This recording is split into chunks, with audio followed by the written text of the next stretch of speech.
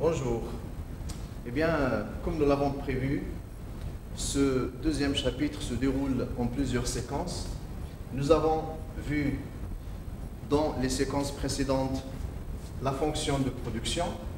Nous l'avons étudiée à la fois à court terme et à long terme. Maintenant, nous allons voir, dans le cadre de la présente séquence, la fonction de coût. Alors, pourquoi la fonction de coût? Alors, le coût, tout d'abord, une définition rapide, c'est un ensemble de charges. Mais la notion de charge à prendre avec beaucoup de prudence parce que la charge, c'est un concept comptable. Mais en économie, on parle beaucoup plus de coût. On parle de coût. Et donc, le coût, c'est la traduction, bien l'expression économique de la consommation des ressources. C'est l'expression économique, ou autrement l'expression comptable, je dirais, de la consommation de ressources. L'entreprise engage des ressources de production, c'est-à-dire le travail et le capital pour des fins de production. Et donc, il est tout à fait normal que l'acte de production fait supporter l'entreprise des coûts. Alors, la notion de coût et le comportement du coût, il est à saisir à la fois en courte période et en longue période. Vous vous rappelez l'autre fois, lorsque nous avons pris l'hypothèse H2 qui consiste à distinguer entre la courte période et la longue période, nous avons dit que la fonction de production de courte période n'est pas la fonction de production de longue période et le coût de courte période n'est pas le coût de longue période. De même, la courte période et la longue période a des effets également sur le profit, comme nous le verrons au niveau de la troisième section. Et donc, nous verrons dans un premier temps le comportement ou bien l'analyse des coûts de courte période. Nous verrons les différentes formes de coûts, le coût total, le coût moyen, le coût marginal. Nous verrons également les relations qui puissent exister entre les trois formes de coûts et surtout, nous allons essayer de lier les coûts au rendement pour savoir, je dirais, comment se comportent les coûts face au rendement. Et donc, l'analyse des coûts de courte période. En courte période, nous avons dit que seul le facteur travail est variable, mais le capital, il est fixe. Et donc, le facteur travail est variable, son coût sera donc un coût variable. Le facteur capital est constant, son coût constituera essentiellement un coût fixe. Et donc, nous aurons le coût de production, le coût total de production. Il sera constitué à la fois du coût du travail et du coût du capital. T fois prix du travail plus K fois prix du capital. Alors, le coût du travail, c'est un coût variable et le coût du capital, c'est un coût fixe. Et donc, le coût total sera constitué ici d'un coût variable et d'un coût fixe. Cette distinction entre coût variable et coût fixe se base essentiellement sur le critère du comportement des coûts. Parce qu'il y a d'autres types de classifications. Ce n'est pas le moment ici de voir ces différentes classifications. Nous aurons le temps, soit dans le cas de la comptabilité analytique, ou bien dans le cas du contrôle-gestion dans les prochains semestres, de voir les différents critères qui ont servi pour la classification des charges. Je fais allusion aux charges directes, charges indirectes, ou bien les coûts directs et les coûts indirects. Alors maintenant, nous allons retenir cette unique classification, c'est-à-dire la classification des coûts selon leur comportement. Alors un coût variable, comme son nom l'indique, c'est un coût dont le montant varie en fonction du volume de production. C'est-à-dire lorsque le volume de production augmente, normalement le coût variable augmente et inversement. Par contre, le coût fixe, c'est un coût fixe, il est fixe. Pourquoi? Parce qu'il ne dépend pas du volume de production et généralement il est constant, même si le volume de production varie. Alors, nous allons définir dans un premier temps trois fonctions de coût. La première fonction, c'est la fonction de coût total.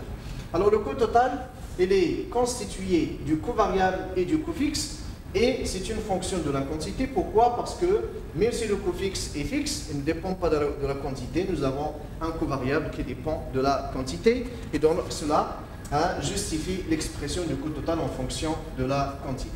Le coût moyen, il sera constitué également d'un coût variable moyen et d'un coût fixe moyen. En effet, le coût moyen, c'est une fonction de la quantité lui-même. Il est égal au coût total sur la quantité. Si on remplace le coût total ici par coût variable plus coût fixe, et en divisant sur la quantité, on aura le coût moyen est égal coût variable total sur la quantité plus coût fixe total sur la quantité.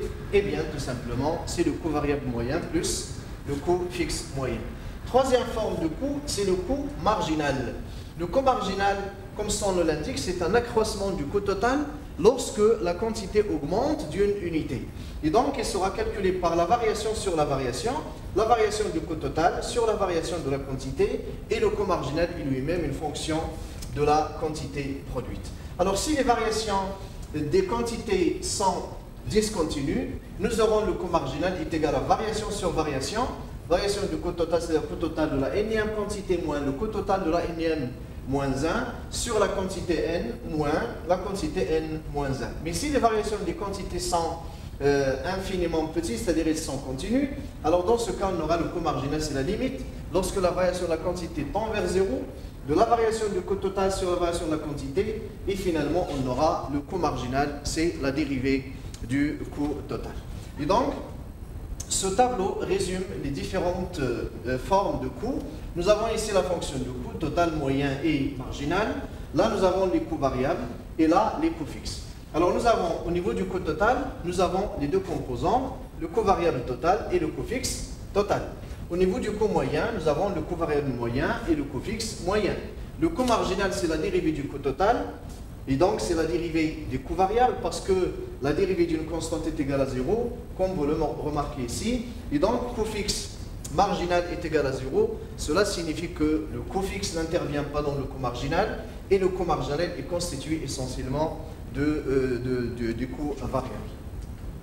Nous verrons une petite application par la suite.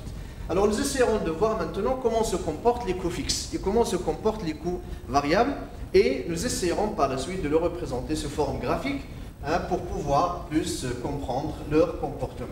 Alors, les coûts fixes ici, c'est un coût qui est indépendant du volume de production. Mais lorsqu'on dit le coût fixe indépendant du volume de production, il faut entendre ici le coût fixe total.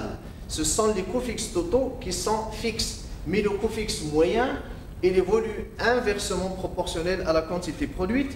En effet, comme vous l'avez remarqué, lorsque nous avons mis coût fixe moyen, c'est coût fixe total sur la quantité, et bien dans la mesure où le coût fixe total est constant, plus la quantité augmente, plus le coût fixe moyen diminue, et donc le coût fixe moyen, ou bien le coût fixe unitaire, il est décroissant lorsque la quantité produite augmente. Alors, une constante est représentée graphiquement par une droite horizontale.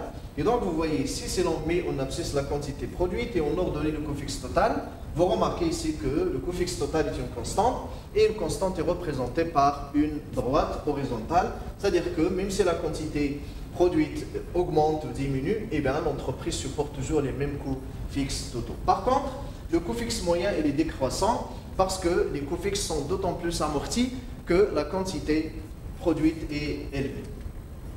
Pour ce qui est du coût variable, alors un coût variable est variable dans la mesure où son montant varie en fonction du volume de production. Cependant, il faut remarquer que les coûts variables ne se comportent pas de la même façon par rapport à la quantité produite. En fait, il faut distinguer dans les coûts variables qui sont proportionnels et les coûts variables qui ne sont pas proportionnels à la quantité produite. Et donc, on aura deux types de coûts variables, les coûts variables strictement proportionnels et les coûts variables non proportionnels. Alors, qu'est-ce que je veux dire par proportionnel? Un petit exemple. Alors, je prendrai le coût total, c'est une fonction de la quantité. Il est égal à 3 fois Q au carré, plus 4 fois Q, plus 360. Alors, qu'est-ce qui est variable ici? Alors, dans cette fonction, nous avons la partie où il y a la quantité, c'est le coût variable. Et la partie qui est indépendante de la quantité, c'est le coût fixe. Comment on reconnaît le coût fixe? Eh bien, on le reconnaît tout simplement en donnant à la quantité 0. Même si l'entreprise ne produit rien, il supportera un coût fixe égal à 360. Mais le coût variable est variable parce que plus la quantité augmente, plus le coût variable augmente. Cependant, dans les coûts variables, il y a deux types de coûts ici. Nous avons 3Q au carré et nous avons 4Q. Alors 4Q, c'est le coût variable strictement proportionnel et 3Q au carré, c'est le coût variable non proportionnel. Alors 4Q, si je donne à la quantité, si la quantité est égale à 1, et bien on aura le coût variable est égal à 4 fois 1, c'est combien? C'est 4. Je vais changer de stylo. Et si la quantité est égale à 2, on aura le coût variable est égal à 4 fois 2, c'est 8. Et donc, vous remarquez qu'on a multiplié la quantité par 2 et le coût variable est multiplié par 2, il est passé de 4 à 8. Et donc, c'est une variation proportionnelle.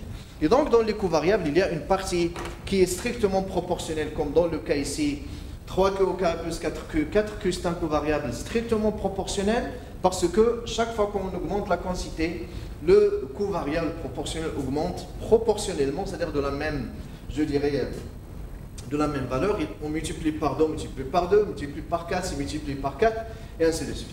Et d'autres coûts, tels que 3Q au carré, c'est des coûts non proportionnels. Et les coûts non proportionnels peuvent être soit plus que proportionnels par rapport à la quantité, soit moins que proportionnels par rapport à la quantité. Alors, si les coûts variables sont strictement proportionnels, eh bien, le coût variable total sera représenté par une droite croissante de la forme AX, c'est-à-dire T fois prix du travail. Donc, le coût variable est constitué du coût du travail, le prix du travail il est constant, et T il varie, c'est le nombre d'unités du travail, et donc le coût variable est la forme de AX, et AX est croissante. Et comment se comporte le coût variable moyen dans ce cas? Le coût variable moyen, c'est une constante. Vous pouvez le constater ici. Alors 4Q divisé par Q, ça vous donne 4. Et 4, c'est une constante, sauf que l'expression générale du coût variable moyen, c'est le prix du travail sur la productivité moyenne du travail. Je reviendrai tout à l'heure sur l'explication et sur la démonstration de cette formule. Pour les coûts variables non proportionnels, eh bien, ils sont non proportionnels, c'est-à-dire que lorsque la quantité augmente, les coûts variables non proportionnels augmentent soit plus que proportionnellement, soit moins que proportionnellement, et donc il n'y a pas un rythme, je dirais, identique. Alors, ce phénomène est traduit par la courbe suivante.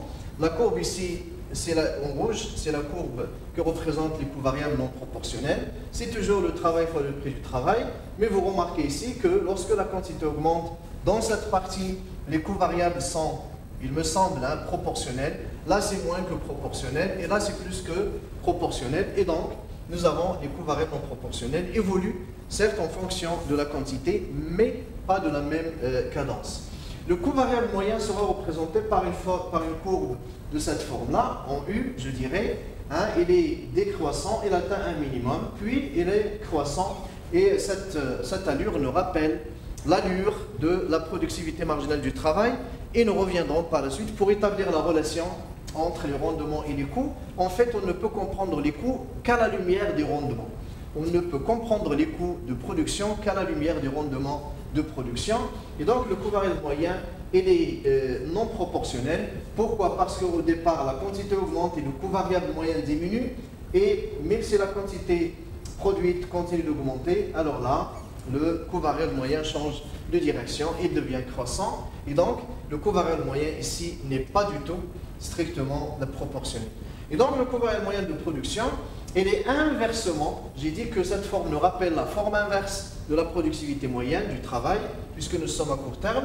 Et donc, le coût variable moyen de production est généralement inversement proportionnel à la productivité moyenne du facteur travail, puisque c'est le facteur travail qui est variable en courte période. Le coût variable total, donc, c'est le travail fois le prix du travail. Et le coût variable moyen, il est égal à une fonction de la quantité. Et en fonction de la quantité, il est égal au coût variable total sur la quantité. Alors, le coût variable du travail, c'est le travail fois le prix du travail sur la quantité. Ici, c'est le prix du travail.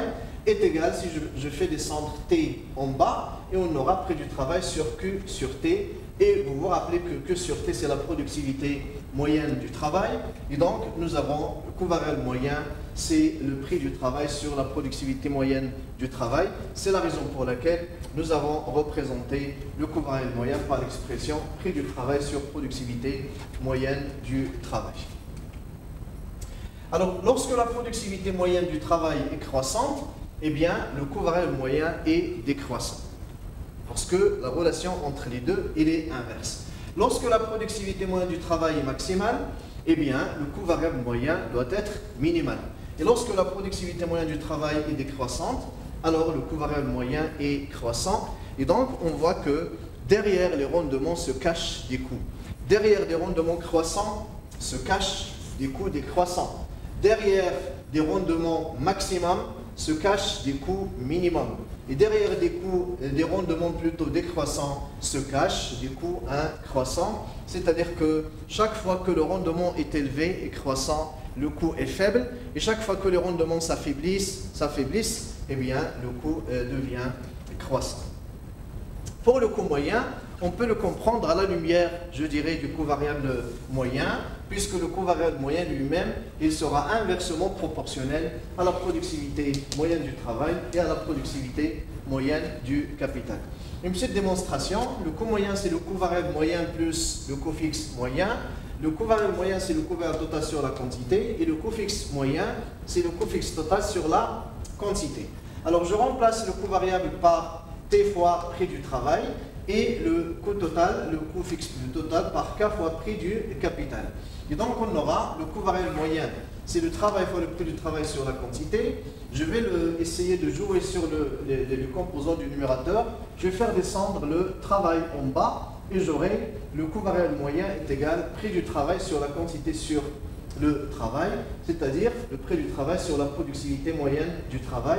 Et au niveau du coût fixe moyen, je vais faire descendre K en bas et on aura prix du capital sur la quantité utilisée du capital et on aura finalement le coût moyen est égal le prix du travail sur la productivité moyenne du travail plus le prix du capital sur la productivité moyenne du capital.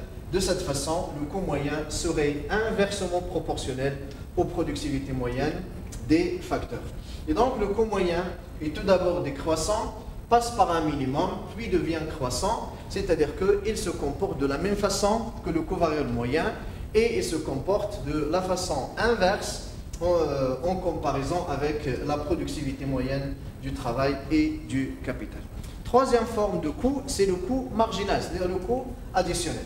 Alors le coût marginal est défini comme étant la variation sur la variation, c'est-à-dire l'accroissement du coût total sur l'accroissement de la quantité.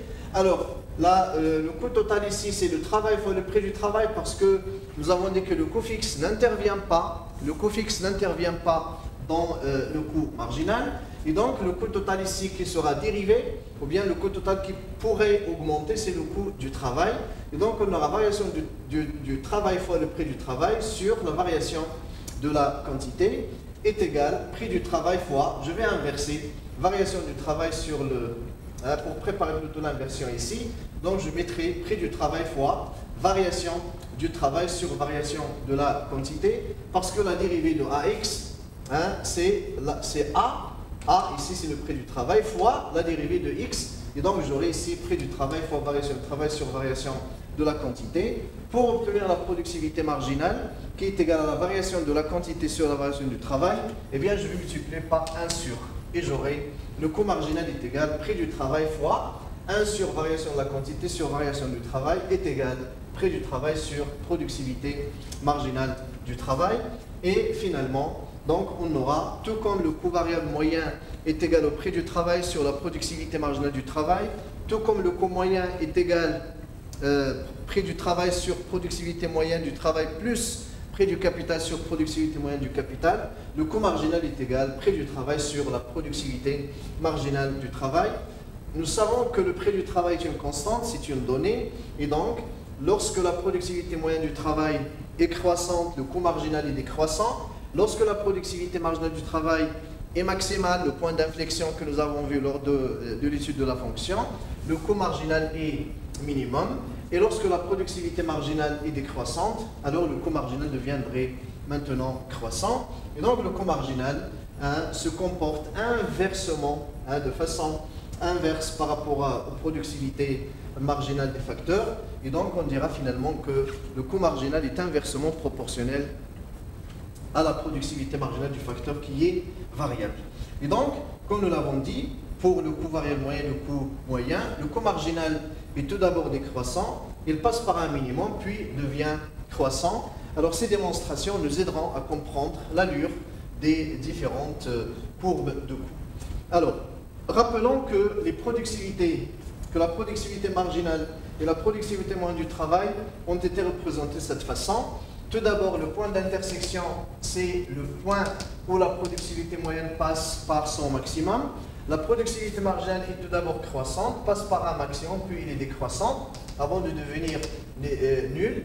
Et puis la productivité moyenne, elle est également croissante, passe par un maximum, puis devient décroissante, mais elle n'est jamais devenue négative. Alors, à la lumière de ces productivités marginales et moyennes, nous représenterons les courbes de coût marginal et de coût variable moyen. Et donc, vous voyez, voici les relations. Lorsque la productivité marginale du travail est maximale, le coût marginal, la courbe en rouge ici, il est minimal. Lorsque la productivité marginale du travail est décroissante, eh bien, le coût marginal devient croissant. Et de la même façon, lorsque la productivité moyenne du travail est croissante, le coût variable moyen est décroissant. Le maximum de la productivité moyenne, c'est le minimum du coût variable moyen. Et lorsque la productivité moyenne est décroissante, le coût variable moyen devient décroissant. Nous pouvons également affirmer tout de suite, et nous le verrons au niveau de la démonstration ultérieure, que lorsque le coût variable moyen est minimum, alors il est égal au coût marginal. Pourquoi? Parce que lorsque la productivité moyenne est maximale, il est égal à la productivité marginale. Et donc voici les relations entre les coûts et les rendements. Nous avons dit que la forme des coûts, le comportement des coûts, l'évolution des coûts ne peuvent être comprises qu'en relation avec le comportement des rendements, parce que les rendements et les coûts sont les deux faces d'une même activité de production. Lorsqu'on produit, on supporte des coûts. Plus on produit, c'est-à-dire à des rendements croissants, plus on réalise des économies de coûts, comme nous le verrons tout de suite. Alors les courbes de coût moyen, coût variable moyen, coût marginal seront représentées de façon générale de cette manière. C'est le cas général du comportement du coût de courte période. Je souligne que c'est la courte période, sinon en longue période nous aurons une autre forme de coût. C'est des coûts qui seront représentés par des courbes en U, mais beaucoup plus aplaties, ce qu'on appelle des courbes enveloppes. Et donc nous remarquons ici que le coût marginal, il est tout d'abord décroissant, passe par un minimum, et puis il est croissant.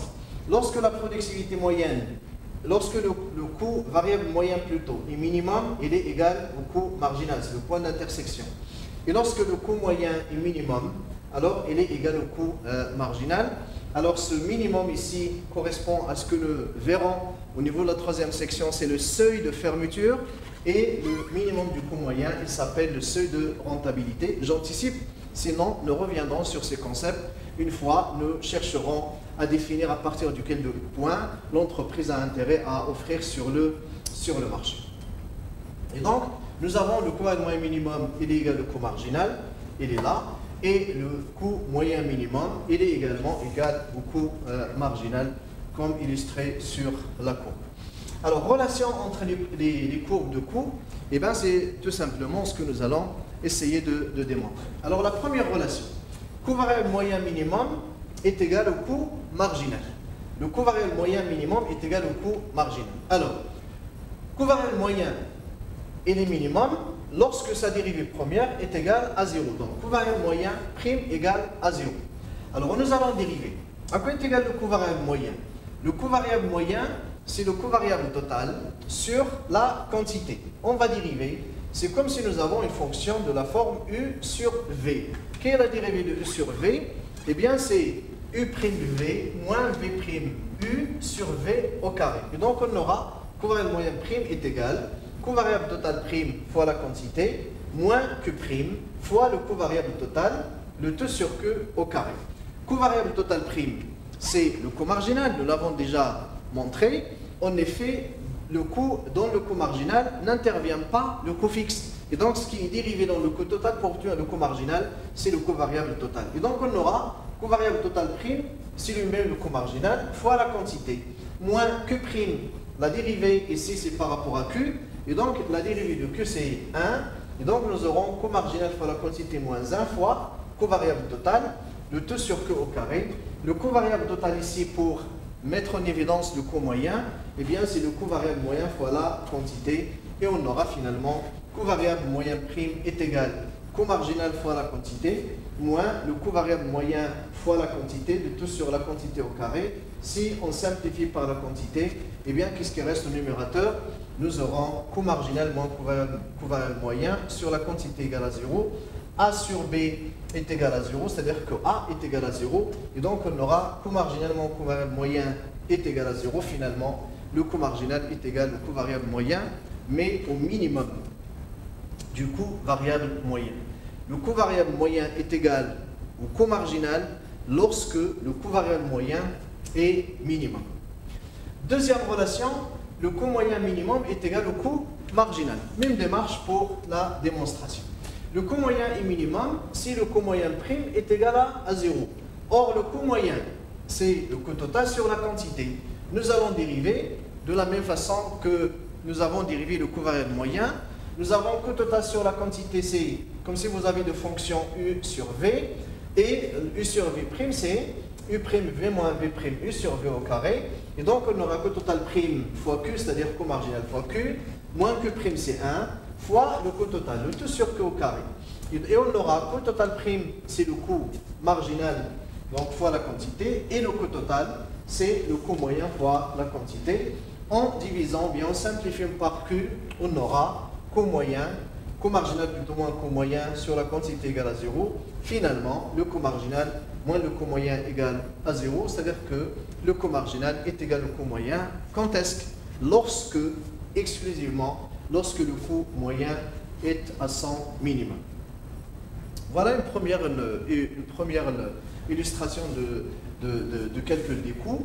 Alors, ce tableau résume, je dirais, tout ce que nous venons de voir, c'est-à-dire la manière de calculer les coûts, en appliquant les différentes formes. Alors, voici la quantité produite. Il varie de 0 jusqu'à 8. Nous avons les coûts fixes. Ils sont fixes par définition parce que le facteur capital est fixe et donc il n'y a pas de raison à ce que le coût lié au facteur fixe soit variable.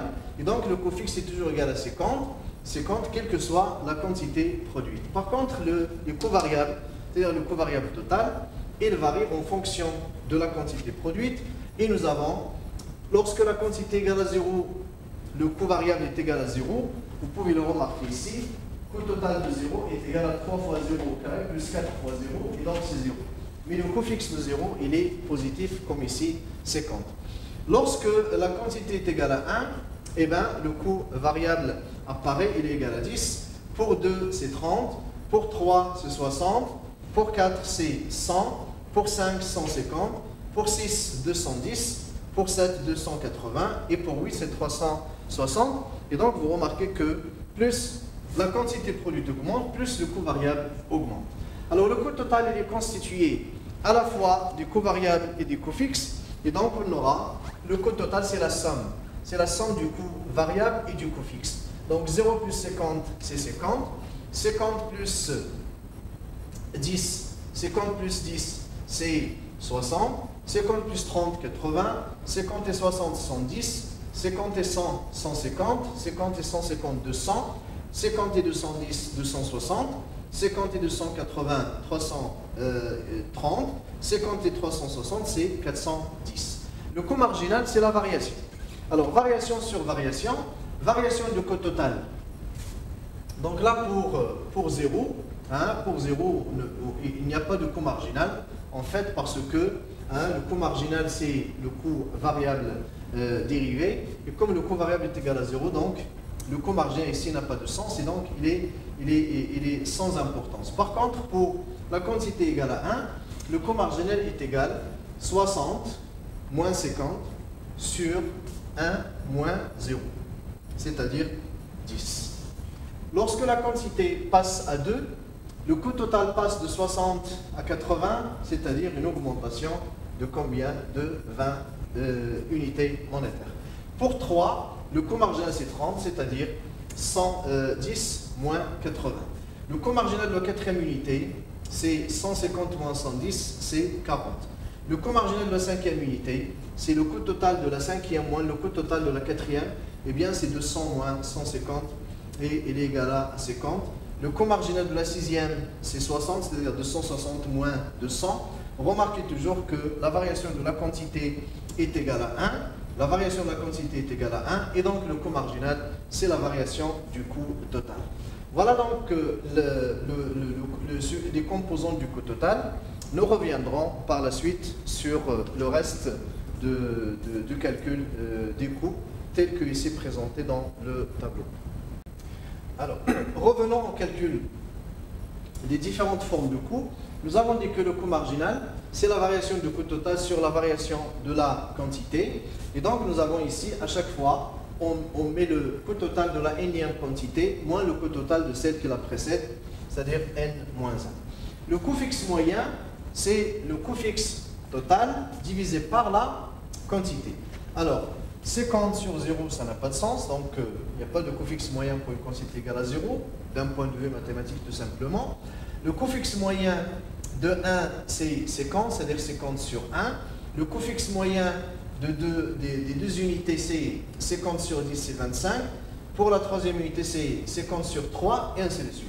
Le coût variable moyen, c'est le coût variable total divisé par la quantité. Et donc ici, 10 sur 1, c'est 10, 30 sur 2, c'est 15, 60 sur 3, c'est 20, 100 sur 4, c'est 25, 150 sur 5, c'est 30, 210 divisé par 6, c'est 35, 280 sur 7, c'est 40, et 360 divisé par 8, c'est 45. Le coût moyen, vous pouvez le calculer de deux façons différentes. Soit c'est le coût total sur la quantité, soit c'est la somme du coût fixe moyen et du coût variable moyen.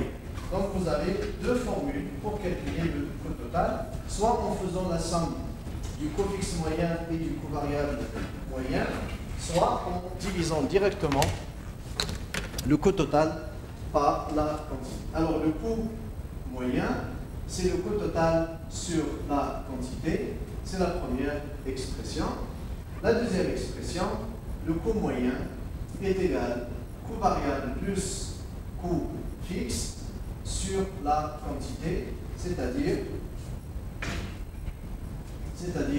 coût variable moyen plus le coût fixe moyen. Eh bien, c'est la deuxième expression, et les deux expressions doivent donner la même valeur.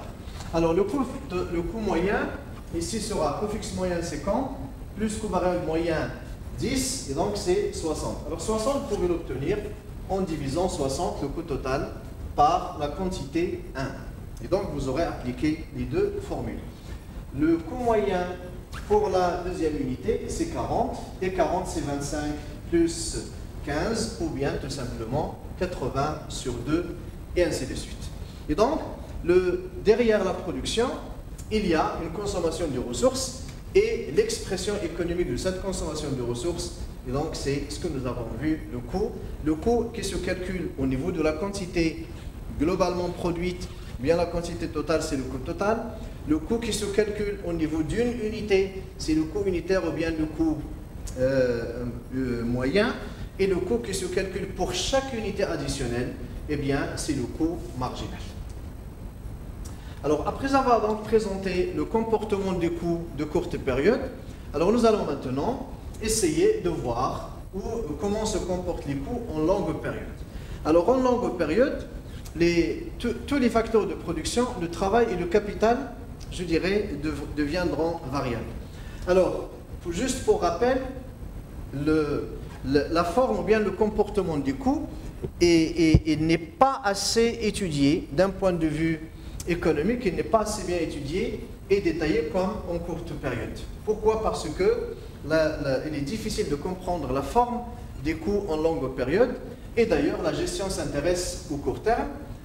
Je ne vais pas citer Keynes parce que ce n'est pas le contexte ici.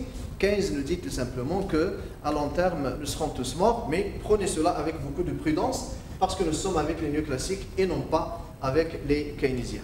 Et donc, tout simplement, j'ai cité Keynes pour vous dire pourquoi la courte période avait donc une grande importance au niveau de l'analyse économique. Alors, en longue période, tous les facteurs de production deviennent variables. Alors, si les facteurs de production deviennent variables, et donc la taille de l'entreprise va changer. La taille de l'entreprise va changer. La taille de l'entreprise, ou bien l'échelle de l'entreprise, ou bien l'échelle de production. Et donc, l'accroissement simultané des facteurs de production, le travail et le capital, va entraîner un accroissement de la taille de l'entreprise. Et lorsque l'entreprise augmente de taille, eh bien, il lui appartient de produire à un meilleur coût, c'est-à-dire de chercher la quantité à produire pour n'importe quelle taille, c'est-à-dire chercher une certaine concordance, une certaine cohérence entre la quantité à produire et la taille, je dirais, de production, bien de l'échelle de production. Nous reviendrons sur cela en détail au niveau de la représentation graphique. Alors, quelle est la forme du coût moyen de longue période? Alors, le coût moyen de longue période, c'est une courbe enveloppe. C'est la raison pour laquelle nous l'avons appelée ici, au niveau de ce paragraphe, la courbe de coût moyen à long terme, ou bien la courbe enveloppe. Pourquoi la courbe enveloppe? Parce que la courbe de coût moyen de longue période passe par les minimums, les points optimaux de production pour les différentes courtes périodes, puisque la longue période, c'est l'agrégation de plusieurs courtes périodes. La courbe de coût moyen à long terme décrit l'évolution du coût moyen, bien du coût unitaire de production, lorsque l'on suppose que la taille, c'est-à-dire l'échelle de production, varie suite à la variation des facteurs. Alors, rapidement, nous avons ici la quantité de produite et là, l'évolution du coût moyen. Alors, nous avons ici trois échelles, trois dimensions. Alors, la première dimension, lorsque l'entreprise est peut-être de petite taille, eh bien, sa quantité maximale ne peut pas dépasser une quantité que A. Lorsque la quantité produite se situe entre la quantité que A et la quantité que B, eh bien, l'entreprise utilise la deuxième taille. Et au-delà d'une quantité B, alors l'entreprise utilisera la troisième dimension de production. Et donc, nous aurons ici plusieurs courbes de coût moyen de courte période enchâssées les unes dans les autres. Et la courbe qui passe par les points optimaux de production, c'est-à-dire le minimum de chaque courbe de coût moyen, constitue la courbe de coût moyen de longue période, ou bien la courbe enveloppe. Alors cette courbe enveloppe, vous remarquez qu'elle a certaines similitudes avec la courbe de coût moyen de courte période. Et là, elle est décroissante tout d'abord. Il passe par un minimum, sauf que ici, on ne peut pas le voir parce que la courbe en U ici, elle est beaucoup plus aplatie. Et puis par la suite, elle augmente. Et donc, à long terme, nous remarquons la présence de ce qu'on appelle les économies d'échelle lorsque le coût moyen diminue et les déséconomies d'échelle lorsque le coût moyen augmente. Alors, le choix de la taille de production dépend de la quantité du bien que l'entreprise souhaite produire. Le choix de la taille. Si la quantité à produire est comprise entre 0 et 1 et que A plutôt, alors l'entreprise doit utiliser la taille 1. Lorsque la quantité est comprise entre que A et que B, l'entreprise a intérêt à utiliser la taille 2. Et lorsque la quantité produite dépasse que B, l'entreprise a intérêt à utiliser la taille numéro 3. Et donc on aura la courbe du coût moyen de longue période passe tout simplement par les points minimums des courbes de coût moyen de courte période. Alors la courbe enveloppe ici, ou bien la courbe de coût moyen de longue période, elle est formée des coûts unitaires de production les plus faibles, parce que c'est le minimum. Elle passe par les minimums, et donc elle est formée des coûts unitaires de production, bien des coûts moyens de production les plus faibles, quand la taille de l'entreprise change. Et la courbe enveloppe relie de cette façon les points optimaux de production lorsque la taille de l'entreprise varie, bien lorsque la taille de l'entreprise change. Alors la décroissance tout d'abord, puis la croissance de la courbe enveloppe, ou bien de la courbe de coût moyen de production de longue période, traduit l'existence des économies d'échelle ou des déséconomies d'échelle. Alors la décroissance de la courbe de coût moyen de longue période traduit l'existence des économies d'échelle. Et la croissance de la courbe du coût moyen de longue période traduit l'existence des économies d'échelle. Nous parlons ici d'économies d'échelle. Pourquoi? Parce que tout simplement, l'échelle ou bien la taille de l'entreprise augmente en longue période. Alors, lorsque plutôt le coût moyen de longue période est décroissant, eh bien, nous remarquons que l'entreprise profite des économies d'échelle. C'est quoi alors les économies d'échelle? Eh bien, les économies d'échelle désignent l'ensemble de facteurs qui expliquent que lorsque la taille de l'entreprise augmente, alors le coût moyen à long terme baisse tout simplement. Quels sont ces facteurs-là? Bien, quels sont ces éléments qui expliquent la décroissance du coût moyen à long terme? Eh bien, tout simplement, il y a l'effet de l'apprentissage, il y a l'effet de l'expérience, il y a l'effet, je dirais, de la taille. Plus on produit, plus on réalise des économies. Avec le temps, on acquiert beaucoup plus d'expérience et ainsi de suite. Inversement, avec le temps également, l'entreprise entre dans la phase des économies d'échelle et son coût moyen de longue période augmente. Et donc, les économies d'échelle désignent de la même façon que les économies d'échelle l'ensemble des facteurs qui expliquent que lorsque la taille de l'entreprise augmente, le coût à long terme augmente également. Alors là, on fait allusion généralement pour expliquer ces des économies d'échelle, on fait allusion à la routine, je dirais à la routine au travail, parce que plus on réalise le travail de la même façon, plus on se sent un peu la fatigue, la routine et le rendement commence à baisser. Lorsque le rendement baisse, eh bien c'est les coûts qui vont augmenter. Avec cela donc, nous arrivons à la troisième section, c'est la maximisation du profit. Eh bien c'est la troisième phase dans la gestion de l'entreprise qui est la gestion commerciale. Je vous donne rendez-vous pour la semaine ou la séance prochaine, Inch'Allah, et nous découvrirons comment l'entreprise pourra-t-elle, je dirais, maximiser son profit. Je vous remercie et bonne journée.